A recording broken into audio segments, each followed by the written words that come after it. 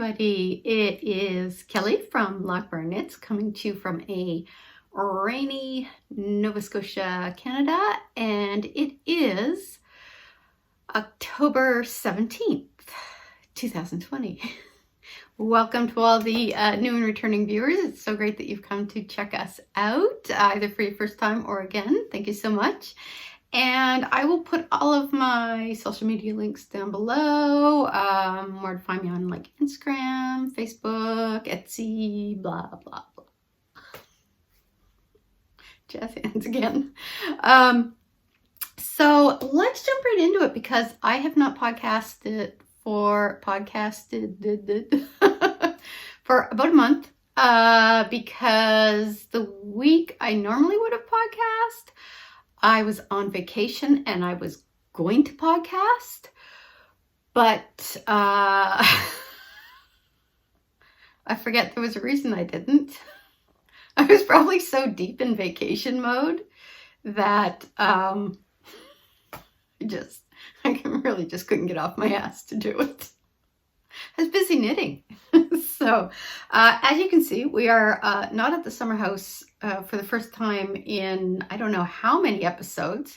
So also what I'm wearing today, I am wearing my childhood sweater by AnkeStrick, and I have no room to stand up. So let's try. Let's try this. So one thing, I wanted the sleeves to be about here, so I knit them longer, but then when I blocked it out, you can see it was quite a bit longer than I intended. But I have to say, I don't mind. It's very comfy. And it's very roomy. I think, I can't even remember what size. I thought I knit the small, but it is super roomy. But oh my God, this sweater is so comfortable. This is actually the first time I've worn it. I mean, I tried it on after I blocked it and all that, and then it was still kind of warm out. So today it's like a damp, dreary day. So this is like perfect. I knit this out of Knit Pick Stroll Tweed in the Dill Heather colorway. This is probably one of my favorite colorways that they do, and this yarn is one of my favorite yarns to knit with. When you wear it, it is literally so like crazy comfy. So I like this too because it's sort of got like the mock turtleneck. Now it rolls down a bit when you wear it, but I don't really care. Everything about this sweater is just so crazy comfy, and it hits, and I don't know if you can tell. Let me see if I can do this. Kelly crawls in the furniture. So it hits the exact spot where I like, especially if I'm wearing tights, which I am today, and they're black and they're covered in dog hair. Dark with golden overtones. So anyway, I can't recommend this pattern enough. It was very easy to knit. Sorry, now I feel like I have like hair in my face. It was really easy to knit. I loved it. I love wearing it. It's just, I can't say enough about it. Like AnkeStrick's patterns are amazing. That being said, on the last episode, which I think was episode 84 or 85, I forgot to check before I started, but I was knitting, I think this is it. I started doing the Big Love Cardigan. Oh yeah, I'll give you that. Here it is.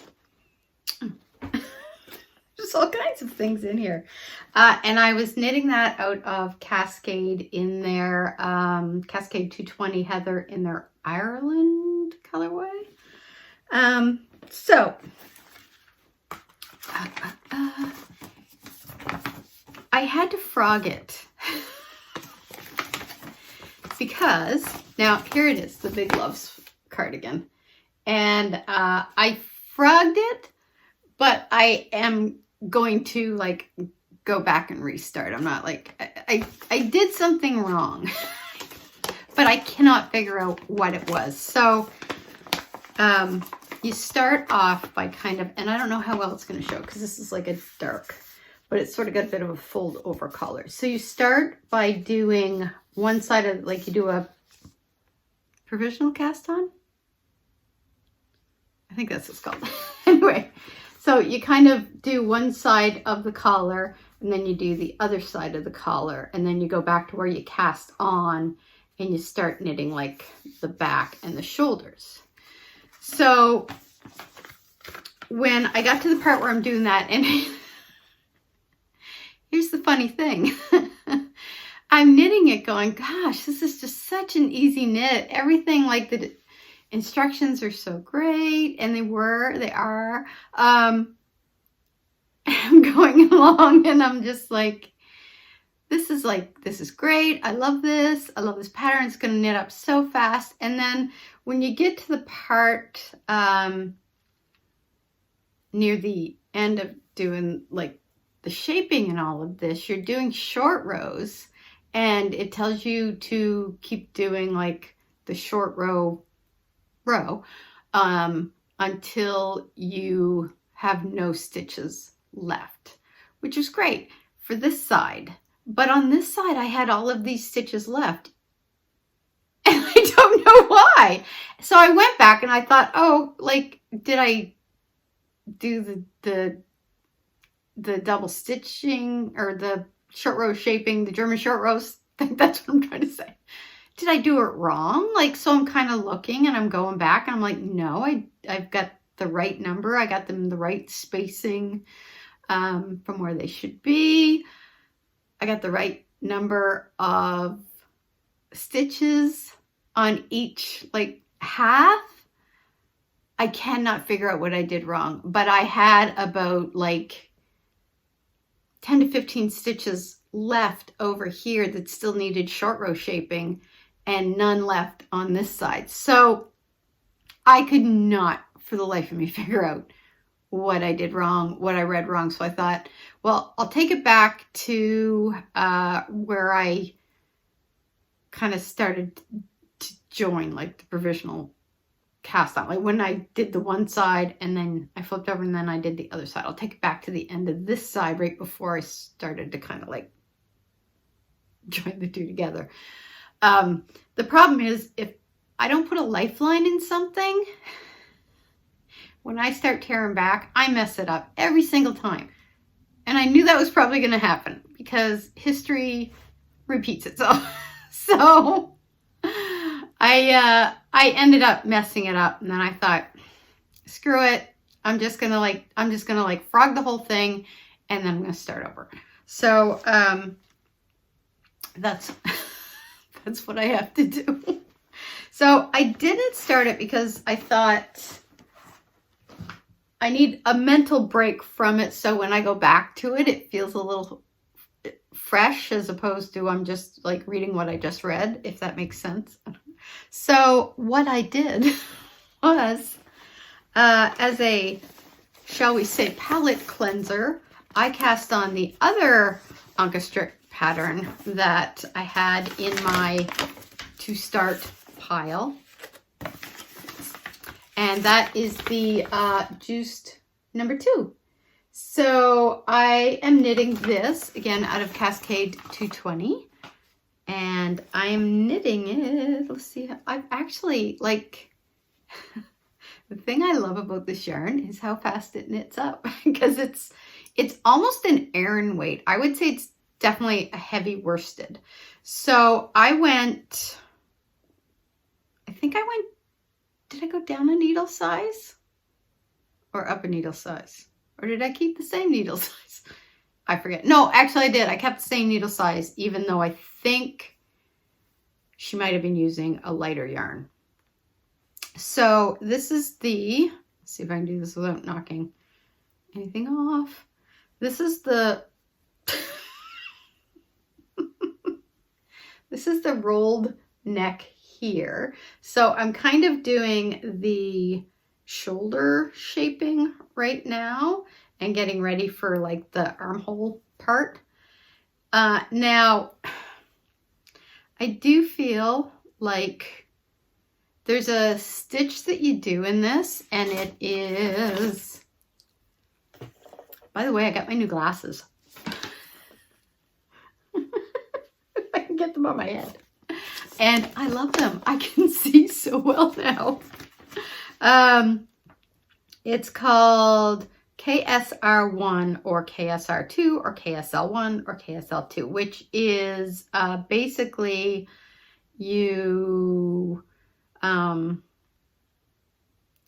knit, slip right, and then you knit one, and then you slip the stitch back onto the left needle, lift the leg of the stitch below, which sounded really difficult until I watched the tutorial that she gives you in the pattern, and then I was like, oh.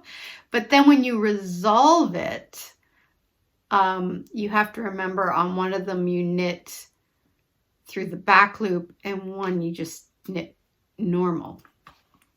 And I don't know if maybe a couple of times when I was getting used to the stitch, I did that wrong, or if it's just a little messy, because it's just a little messy, but I think I kind of did it wrong on a couple of the stitches. So you'll kind of see here on this side, I think is the worst one. You can kind of see a couple spots where it's just a little messier than I would have liked it. But I'm hoping, or it's the stitch is a little looser because I just wasn't used to the stitch yet. But I'm hoping it blocks out. And, you know, if it doesn't, it's not the end of the world. I'm actually using my Leica, I don't know, needles for the first time really for a full sweater. And I love knitting with these, like it's so smooth. But yeah, this is going really quickly. And I think once I am done with the shoulder and the arm shaping, it's going to go super fast because it's just basically going to be a stockinette stitch, like in the round, garter in the round, basically, all the way down. But this yarn, I never know if it's going to be a little too rough, but then I put it up against my skin and it feels fantastic. And then once it blocks, it's going to be even softer. So this one is, I'm still in the first ball here. This is the colorway, I think it's Sandbank. And then what I'm going to do is for the cuffs and the hem, and I may even start rather than just at the cuff, I may start a little further up on the arm and knit it with straw. So it will kind of be, I think that'll be like a nice contrast. So this is knitting up pretty fast. I may put a little work on that this weekend. But the other thing that has been taking up my time is, oops, Christmas knitting. So I need a little sip of tea. So this is, oh, look at this. This is my new mug. Isn't it beautiful? It's oh shoot, I'm totally blanking on the name. I'll put a link to her shop, but she's got beautiful pottery.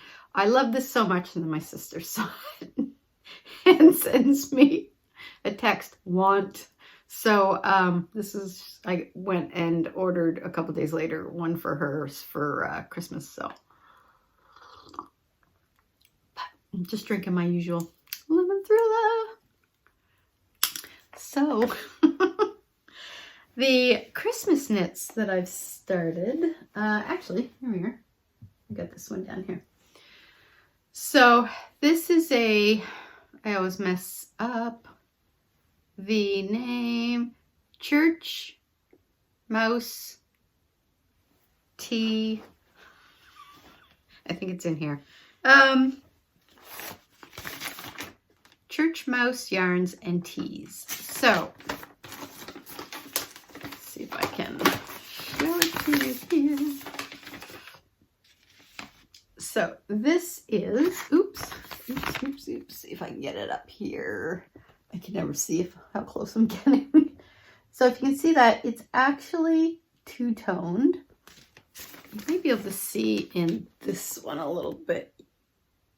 It's ribbed But then they have instructions on how you block it to kind of spread it out. So I've got one done for my nephew for Christmas.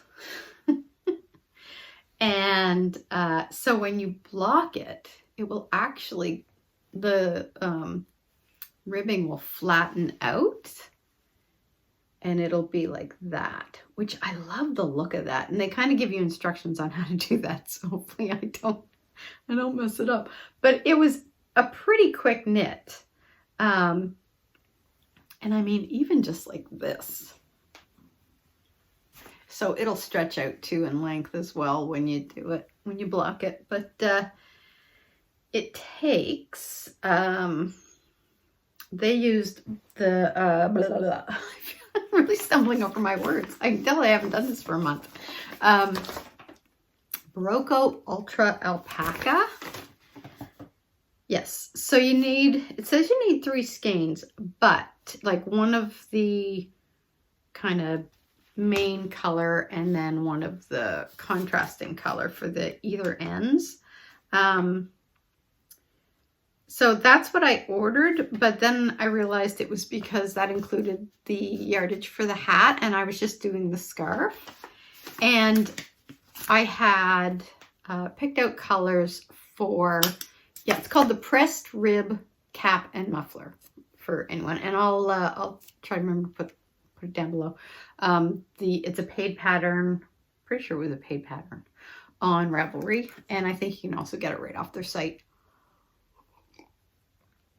So what I ended up doing, I had 1 skein of this color, which is the color that they used in the picture, only that's the color they have on the ends. But I made one for my nephew, and then I made one I want to make one for my husband. And then my sister-in-law said that my other nephew wanted a scarf for Christmas. So I thought, well, this is perfect. But I had ordered 3 skeins for thinking I was doing 2 projects, and then realized that, oh, I only needed 2. And then this color here, you have a fair bit left over, like more than half the skein. So that actually worked out good after I learned, because I had to order it because I just had, the only Ultra Alpaca I had was 1 skein of that color. So I ended up ordering I ordered 1 of this darker gray. So this is the light gray, this is the dark gray, and then this is like, it's not, I would say this is dark, dark, dark gray, not black. Like dark, dark charcoal. So this is what these 2 look knitted up. So I used the black. This is the colors that they used in the picture on the pattern. So this is going to be for my second nephew. I'm going to kind of flip it, and he'll have the gray here and then the black on either end. And then, so I have plenty of this left over. And then for my husband, I wanted to do some color for him because his winter coat is black, and I thought it would be nice to do his in these 2 colors, and this will be like the 2 pieces on the end, and then that will be the main color. And if I have enough left over, I actually have 2 skeins of this, so I will have a skein left over. But if I do have enough of the dark left over, which I'm sure I will, I may just make a hat for him all in 1 color. Because I think he would prefer his hat to be all 1 color. I'm lucky. Well, I don't know if he wants color in his scarf, but because his coat is black, I just think these 2 colors together will dress it up a bit instead of just boring 1 color. but it's one of those knits that you can just kind of mindlessly work on. Oops. I've got all of the balls in here. But it's a really nice, easy knit. And I'm not going to bother blocking them until I have them all done. And then I'm just going to, I think, kind of do them all at once. Oh, maybe I shouldn't do that. Well, no, I think, no, actually, I don't think I will be able to do that because I need my blocking wires. So yeah, scratch that. Anyway, so that is what I have been working on. So I have one done, one almost half done. And then the other Christmas knits are, and I got so much dog hair on this, it's crazy. So my sister said that her daughter, my niece, would really like a pair of fingerless mitts. So I've been craving doing cables lately. So I am doing the Vancouver Fog fingerless glove, and this is by, I don't know who this is by. Does it say? It's got to say somewhere on here. Maybe if I put my glasses on. The thing about these is they naturally bend. They have a little like give to them. But it makes it a little harder to just take one hand and stick them on my head. I don't know. I'll try to find it because I just got it off of Ravelry. But it's the Vancouver Fog fingerless gloves. Let's see if I can get up close so you can see the cable on that. So I've started these, and then every now and then I have to take a bit of a break because the cable pattern is a little challenging because I have not done cables in a while. And I think what's mostly the most challenging about it is just the smaller circumference that I'm working with. And I'm at the point now, so I'll show you. I've got a few little like holes here, which I think will block out okay. It's just, I think it's just like, yeah, it's just basically the stitch is a bit looser from, I don't know. But I love the pattern and I love this color. I showed it to my sister and I thought she was going to try to steal it. But I am using L'Amour by Haiku, which is 100% baby llama. And this is so crazy, super soft. And this is literally one of my absolute favorite colors. So they call it Sweet Potato and it's color 1752. And it's just like, I'm almost hoping that there's some left over so I can make myself a pair. I don't think there will be, but I may have some more of this in my stash. I can't remember how many of the orange I had. I may have had, if I have another one, I'll probably have enough left over to do a pair for myself. But, so yeah, it doesn't take long to do it, but I just find where the cable's a little fiddly and I really got to pay attention and I got to think. So I just have to like really pay attention when I'm doing it. And so if I'm anywhere that there's going to be like disruptions or interruptions or anything like that, I can't work on it because I don't want to mess it up. So I have like my little stitch counter here too, and what I'm using that for is to keep my place in the rows.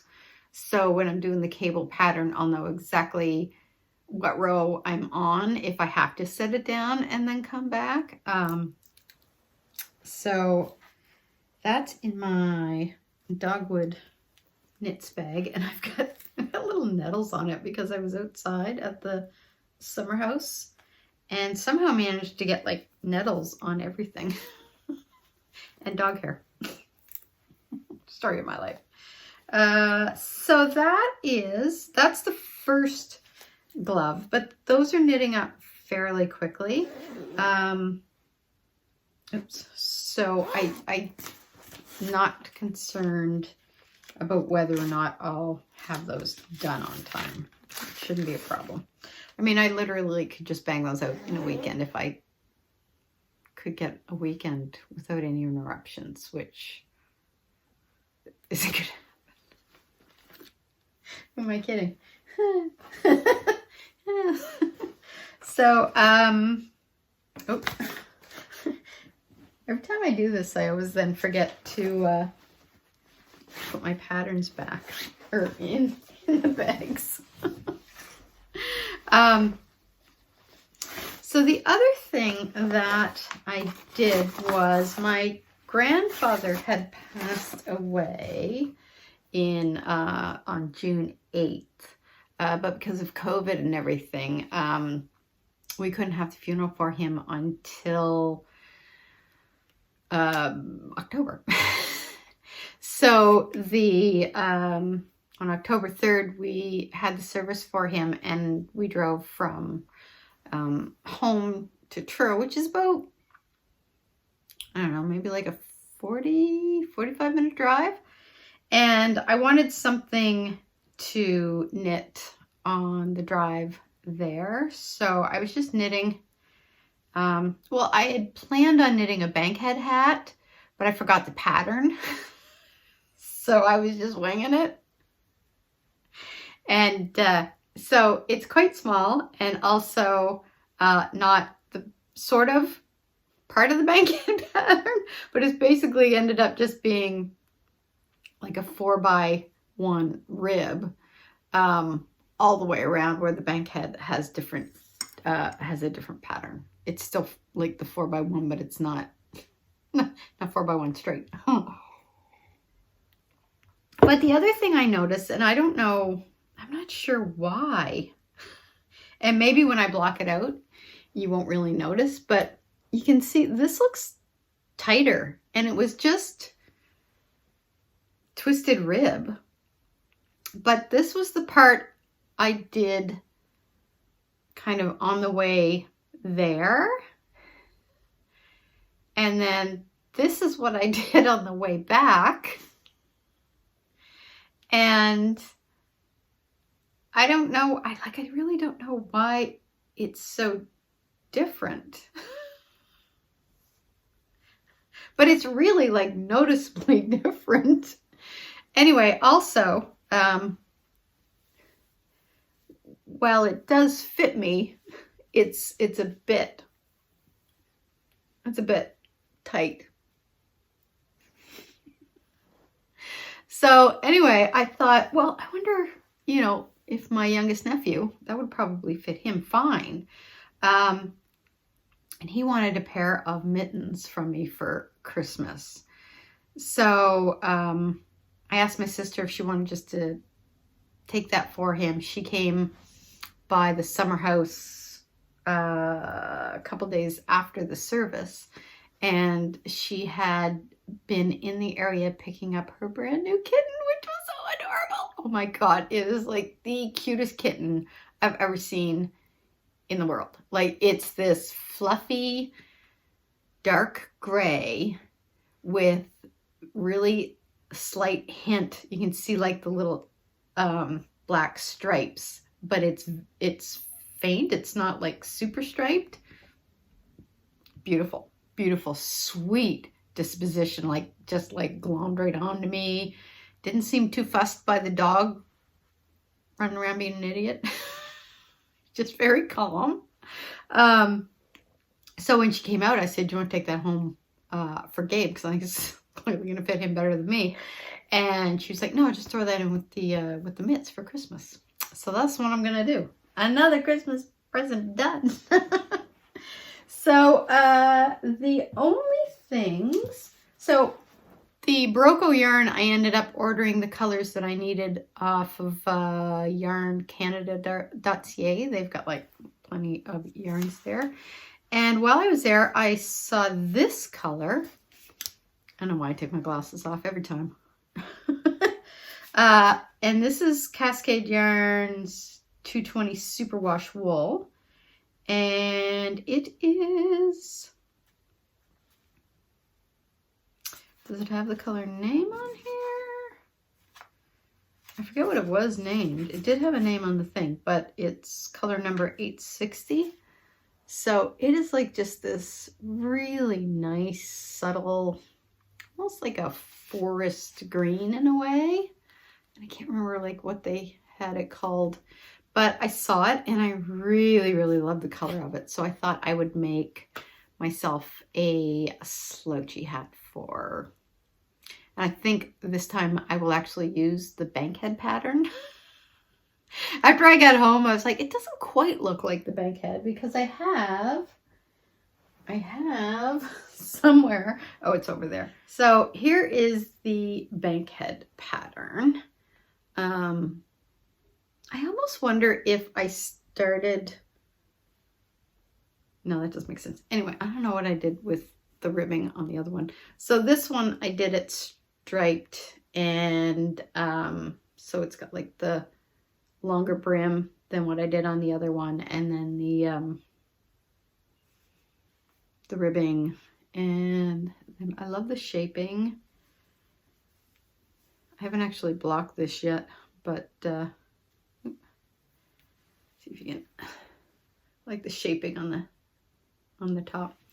So I think what I'll do is I will make one of these with this. This is almost, I don't know, maybe not, a little lighter. So I think, whoa, oops, that's what I'll do. So that is that. And I think that is pretty much everything I've got on the go. Oh yeah. So I also got my brother-in-law wants another pair of if any of you were watching last Christmas, the huge Gigantor socks. I was knitting out of Briggs & Little Tuffy sock, which were like the bane of my existence because I just do not find this yarn comfortable to work with. But apparently he wants another pair, even because he's afraid the first pair, after 10 years, accidentally got set on fire. It was a long, convoluted story as to how that happened. But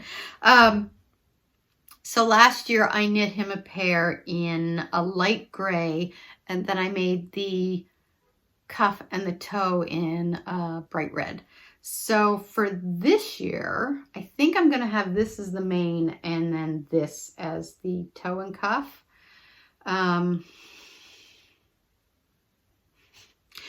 Briggs & Little have a pattern, a sock pattern for this yarn, which is called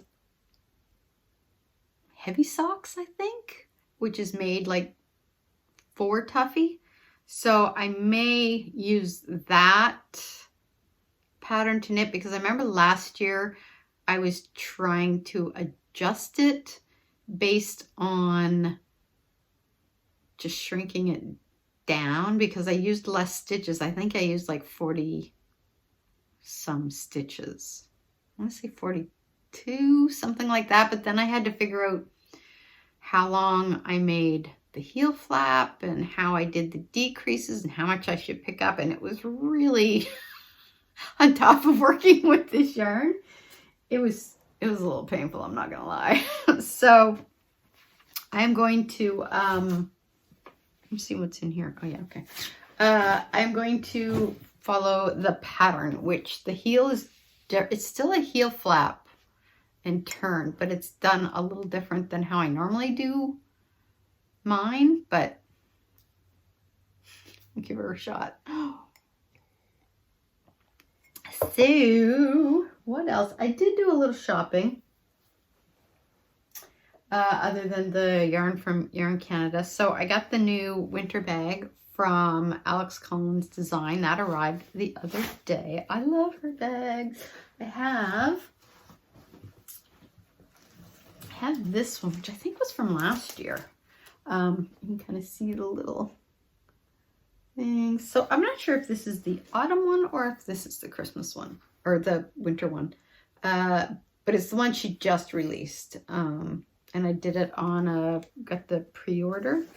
And she always sends these lovely little notes, which I really need to have one in every bag. Because I have this tendency to scribble on the pattern. But then when I go back and look at it, I don't understand what the scribbles mean. So if I wanted to like redo the pattern the way I had it, I can't read what I meant. What is this in here? Oh yeah, this was the more haiku that I made the hat, which is now for my nephew out of. So I made, this is how much was left from after making his hat. So if I want to make myself one, I could probably do that as well. And it would just be slightly slouchy, but not a whole lot. Maybe not at all. But I could actually take a little bit of the orange and do the brim with that, and then do this as the main part. That would look nice together. Anyway, anywho, so that's that. And I think that's pretty much everything that's on the needles. I was looking at the time there, 40 minutes.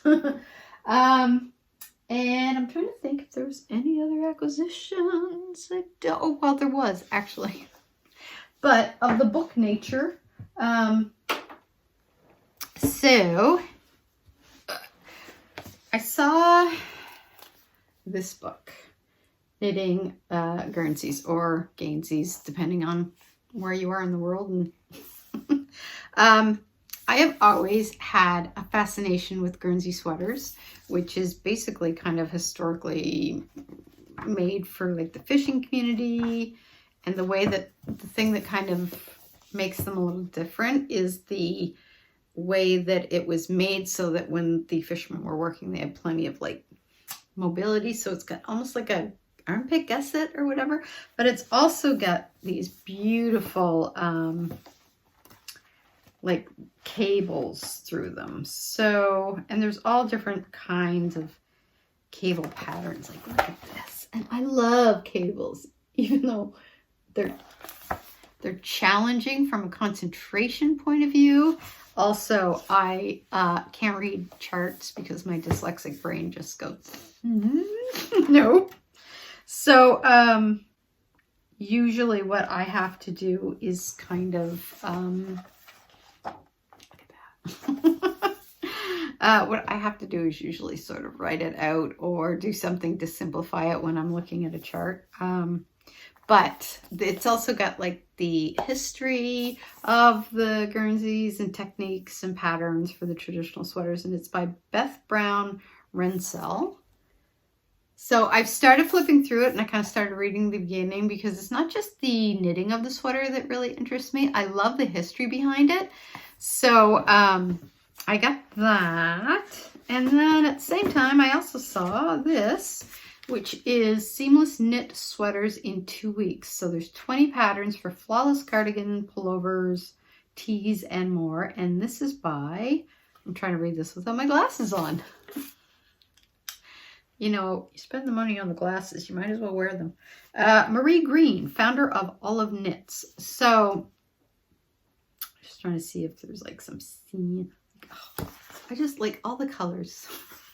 Just love all the colors. So, there's some really nice, like, oh, that one there. Oh, yeah, I'd wear that in a heartbeat. Cables. I love cables. But there's like all these different tight, oh yeah. I can't tell if that's getting in the picture or not there. So I thought this would be, because I also love a seamless sweater from a knitting perspective. I really want to learn how to do set-in sleeves, because I know that the fit of like when you do like the set-in sleeves and that is completely different. It's just got more structure to it. So I really want to learn how to do that. But honestly, like, sometimes easy is good. So anyways, I picked this up too. And then I also picked up the 52 weeks of socks from Lina Magazine, but the book. And I was kind of going back and forth as to whether or not to get this, because normally I just do a vanilla sock. But lately I've really been wanting to kind of get more into doing designs on my socks. So I kind of thought, like, I think the book was something like 72 Canadian, 75 Canadian, which is a lot. That's a lot.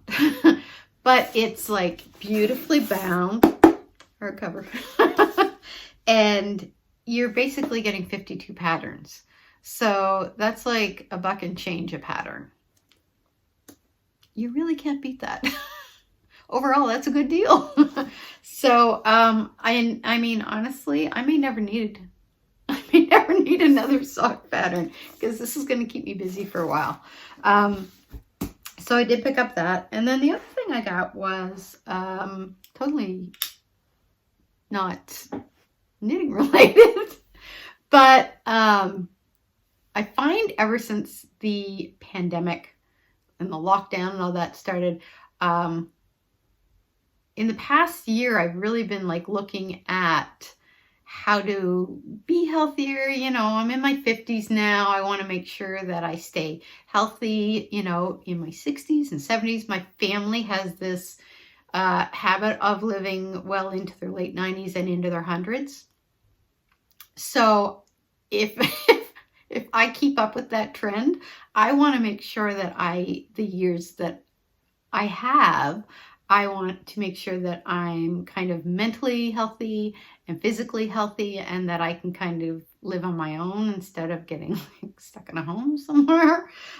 So I was doing a lot of research and watching a lot of documentaries and reading different texts and stuff. And everything I come across says the best diet for your health is number one, keto processed food, period.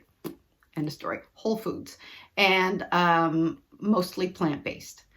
So I thought that's fine, because I've kind of hit a stage where I just don't really feel like eating meat anymore. Like, it just doesn't interest me. I used to love a good burger, love a good steak, and now I'm kind of like, meh. And then after I eat it, I always feel like, meh.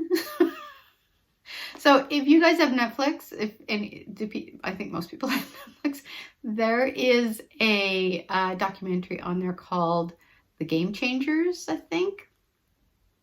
And it's all about athletes that have switched or have always been on a plant-based diet, but they also do research showing, doing studies on individuals who eat like grass-fed meats and stuff like that against plant-based, and like they'll take blood samples and just all this stuff, like, which was really good. So I really, really highly recommend that. The other one I watched, which was really good, was The C Word. And and then there was a CBC documentary that I watched the other day called For the Love of Food, maybe? I can't remember. Anyway, so I thought, okay, I said to my husband, I said, let's go. I plan on going plant-based, I would say, for about 95% of my diet. But I talked my husband into trying it for a month. Once we kind of finish eating what's in our freezer, because we spent the money and it's expensive. So, and this will kind of give me time to sort of slowly transition us into eating plant-based while we're finishing the stuff up in the freezer. And I got him to agree to try it for a month. I'm going to do it for good. If I get a month out of him, then good. So I picked up, because I don't like to cook, 5-ingredient vegan. And then I went and I thought, I'm going to go flag all of the recipes that look really good. So I think I flagged I may have flagged most of the recipes. They all look delicious. And they're 5 ingredients and really easy to make, which is right up my alley. So that's by Katie Beskow. But it's got a ton of recipes in it, and they all look really good. So I'm actually really excited about switching over. So yeah, so that's kind of what I've been up to, and that is, I think, everything. Oh, I forgot shop news. I did the autumn colorway update, so there's still some of that left in the shop. I haven't added anything to the shop because I got a request from a store that's opening in Toronto in, I think it's early November, by Situal, and you may recognize that because they have a podcast as well, and it's John and I want to say Katie, but I don't think that's right. Anyways, they contacted me and asked me if I would like to sell my yarns. They're really concentrating on getting Canadian dyers in, which I love. And so it was such a great opportunity. I thought I can't pass it up. So I have been like, you know, my spare time right now, I've been trying to fill the wholesale order that I'm going to be sending up to them in probably about a week's time. And I'm doing the last of it today. There's going to be one, the colorway I'm going to be doing this weekend is going to be specific just to their shop. And then the other one is the ones that, you know, kind of the ones I normally have in my shop, like, and so it goes woodsy. I've got the Christmas bark, smoke and mirrors, things like that. So once I get that last order done, then I'm going to go into high gear again and restock the shop because I'm going to get my Christmas colorways in there because it's almost November. Okay, yeah, it's almost November. What's today? 17th. We're in the second half of October, so I want to get the colorways in by early November in the shop. So watch for that if you're interested. The link below. There is some of the autumn colorways still left. I'm going to have some mini skein bundles coming as well. I may get those in a little earlier because I do have some of those already done up. So they may get in a little earlier than the November update. So if you're interested in that, just keep an eye out in the shop. And I think that's really about it. Life stuff is, you know, with the pandemic going on, there's not much life stuff. We had a week's vacation, not the week that just went by, but before that, we spent that at the summer house, which was lovely. We had pretty good weather. There were a couple of days where it was a little rainy for maybe half the day, and the rest of it was really nice. So we did a walk along Martinique Beach, but mostly we just kind of hung out and relaxed and watched movies, and I did a lot of knitting and just kind of puttered around. It was lovely. And the great thing too is we usually go down there on the weekend, and there's a shop or a store there. It's like a grocery cafe kind of thing. It's called Uprooted, and they carry a lot of vegan. They carry fresh farm vegetables. My favorite peanut butter balls from In the Raw, which is vegan peanut butter ball dipped in chocolate. It's so good. It's got like 5 ingredients in it, all natural. So my husband had to go down to the summer house to pick up the winter tires, and I had him stop and pick me up some peanut butter balls. So anyway, that's really about all that's going on. Meeting my sister for coffee tomorrow, so I'm really excited about that because I haven't gotten to get out with her for coffee time in a little while, so we'll have a good catch up. And that's about it. So I'm going to let you guys go. I'm kind of hitting the 52-minute mark. So I gotta shut up or this thing's going to take forever to upload. So I hope you all have a great rest of October. I will probably be checking in 2 weeks from now, if all goes well. Whether I'll be here or at the summer house, I'm not sure, but I hope you guys all are having a fantastic autumn because it's sweater weather. Yeah. And until next time, happy knitting, and I will see you soon. Bye.